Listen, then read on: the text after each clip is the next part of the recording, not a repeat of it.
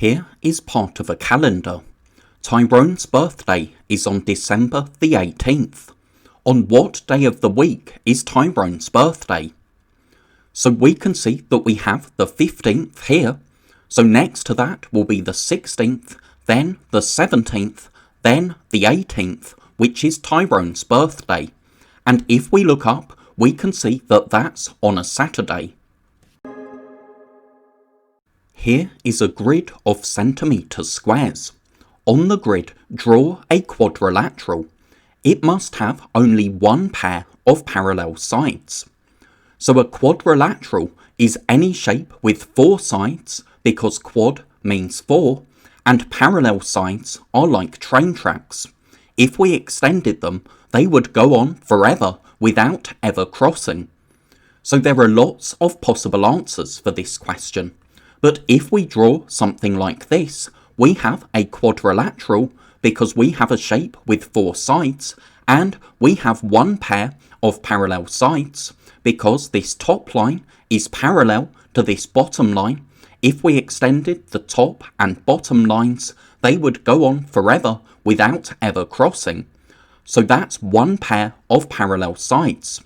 But this line here is not parallel to this line here, because if we extended them, they would eventually cross. Millie and Ryan play a number game. What's my number? Is it under 20? Yes. Is it a multiple of 3? Yes. Is it a multiple of 5? Yes. What is the number? So remember, a multiple of a number is in that number's times table. So we need to find a common multiple of 3 and 5. So a number that's in both the 3 and the 5 times tables. 15 is in both the 3 and 5 times tables, and it's under 20. So our number is 15. They played the game again. Is it under 20? No. Is it under 25? Yes. Is it odd? Yes. Is it a prime number? Yes. What is the number? So we know that it's not under 20, but is under 25. So that could be 21, 22, 23, or 24. But we know that the number is odd, and odd numbers always end in 1, 3, 5, 7, or 9. Odd numbers are not multiples of 2, not numbers in the 2 times table. So that means we either have 21 or 23. Now, is it a prime number? Yes. So a prime number is a number that has only 2 factors. It's only in the 1 times table and its own times table. So our number is 23 because that's only in the 1 times table and the 23 times table. The number 21 is not a prime number because it's not only in the 1 and 21 times tables, it's also in the 3 and the 7 times tables. So 23 is our number because that's prime, it's odd, and it's under 25 but not under 20. Here is a regular octagon. Join 3 of the dots to make an isosceles triangle. So an octagon is a shape with 8 sides, and if a shape is regular, that means all of the sides are the same length.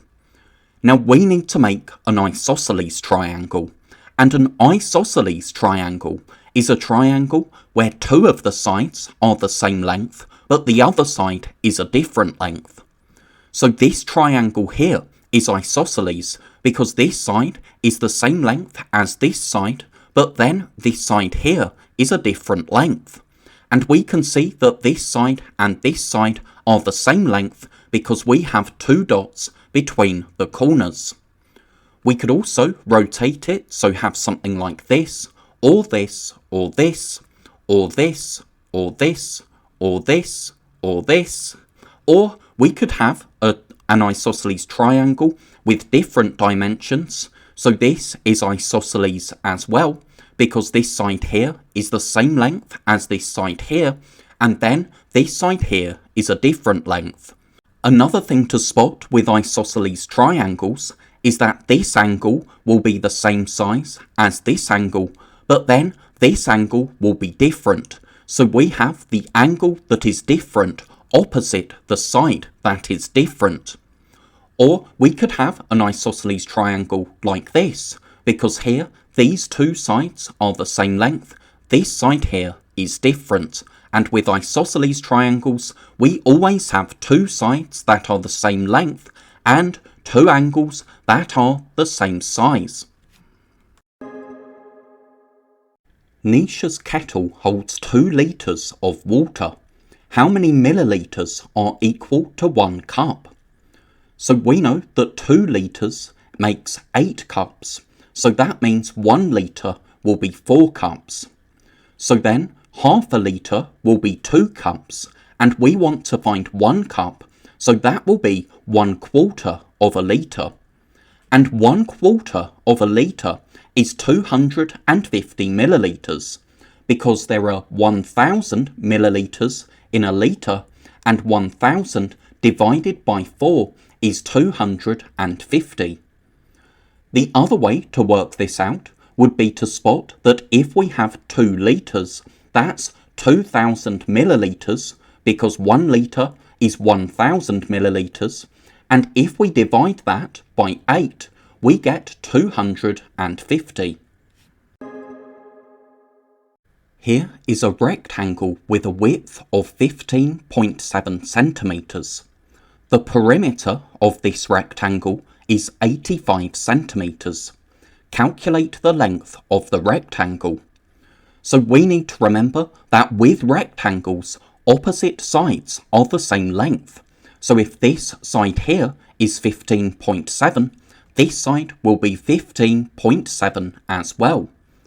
Now the perimeter is the distance around the outside of the shape. So 15.7 plus the 2 lengths plus another 15.7 will total 85. Now if we work out 15.7 plus 15.7, we copy down the decimal point and then we can use column addition, and that gives us 31.4. So we know that the two widths total 31.4. If we subtract that from 85, that will tell us what the two lengths total. Remember, if we're subtracting a decimal from a whole number, we can put a 0.0 on the end so that our decimal points line up. Then we can use column subtraction and we get 53.6. So the total of the two lengths is 53.6. But we want one length, so we can divide 53.6 by 2. We can do that using short division, and we get 26.8. So the lengths are 26.8 centimetres. If we have 15.7 plus 26.8 plus 15.7 plus 26.8, that will give us a total of 85. So that's the perimeter. This 3-digit number has 2 and 7 as factors. So that's 294. Write another 3-digit number which has 2 and 7 as factors.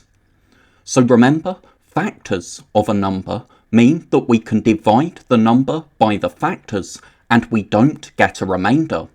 So we can divide 294 by 2 and by 7, and we won't get a remainder for our answers.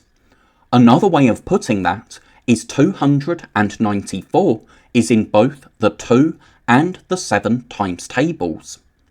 So we need to write another 3-digit number which has 2 and 7 as factors. Remember, every even number will have 2 as a factor, because multiples of 2 are even numbers. So we need a 3-digit multiple of 7, which is also an even number. We know that 1 times 7 is 7, So 100 times 7 is 700. So 700 is in the 7 times table. 700 is a multiple of 7, so 7 is a factor of 700. And 2 is a factor as well. It's an even number, so it's in the 2 times table. If we divide 700 by 2, we won't get a remainder. So we can write 700, but there are lots of possible answers for this question. The way to check whether you've got the correct answer is to try dividing your number by 2, dividing your number by 7, and if you don't get any remainders, then you have a correct answer. Here is a recipe for pasta sauce. 300 grams tomatoes, 120 grams onions, 75 grams mushrooms. Josh makes the pasta sauce using 900 grams of tomatoes. What weight of onions should he use? So in the recipe, we have 300 grams of tomatoes for every 120 grams of onions. But Josh uses 900 grams of tomatoes. Now 300 times 3 is 900, and what we do to the tomatoes, we need to do to the onions as well, and 120 times 3 is 360. So he needs 360 grams of onions. Children in Year 6 make number patterns. This group uses the rule 2 less than. Write in the missing number. So we have 8, 6, 4, 2, 0. So next we will have minus 2, because 2 less than 0 is minus 2. This is part of a number line. Write in the missing numbers. So we have 2.09 and 2.1 labelled on our number line. But when we have decimals labelled on a number line, it makes things easier if we put zeros on the end so that they have the same number of decimal places. So here they both have 2 digits after the decimal point. So that gives us 2.09 and 2.10. But we have lines in between, and these lines in between will be thousandths. So we can put another 0 on the end of both of the numbers that we have labelled. And now, if this point is 2.090 and this point 2.100, it makes it easier to spot what the values in between will be. So we have 2.090, and then one line before that will be 2.089, because 1 less than 2090 is 2089. And then if we count this way, we'll have 2.091, 2.092, 2.093, 2.094, and then this point will be 2.095. So with decimals on a number line, remember that we can write zeros on the end of decimals, and then once we've done that, working out what our values are is no more difficult than if we had 2090 and 2100. Remember, you can put zeros on the end of decimals without changing the value of the number.